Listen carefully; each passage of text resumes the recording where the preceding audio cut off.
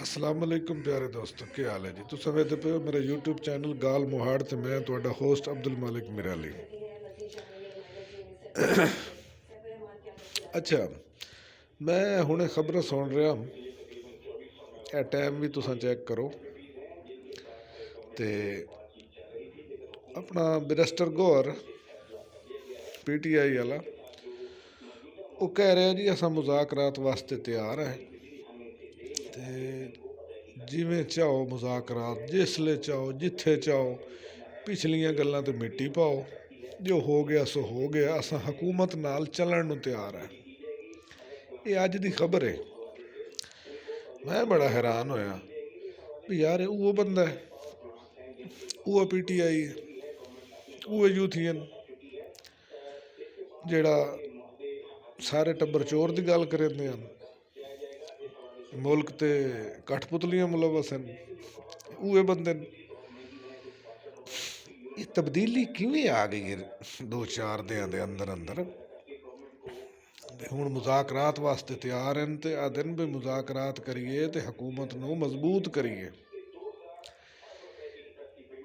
ये तुहानूं पहले क्यों नहीं याद आया भाई जी? इस तुहाडी बेवकूफ़ी जितने लोग इस दुनिया तो गए न या इदारियां दे लोग शहीद होए न, उसले तुहानूं कोई याद नहीं रहा, हुण तुहानूं अचानक याद आ गया। ते हुकूमत भी ठीक आख्या, उस आख्या भाई इन्होंने जल्दी कही है मुज़ाकरात दी, कर ली सां मुज़ाकरात कि समझते पे मुज़ाकरात हो गई सन। ते हुकूमत जिहड़ी है वो दिन ब दिन अलहमदुलिल्लाह अपने अच्छे अच्छे काम जिहड़े हैं उन्होंने और मईशत की मजबूती वास्ते वो अपनी गामजान ने अपने प्रोग्राम के तहत। लेकिन इन्होंने लोगों को हुण जल्दी हुई हुई है, मेरे ख्याल है इन्होंने पता है भी अगू साडा नंबर लगना है तो सानू पांजा फिरना है।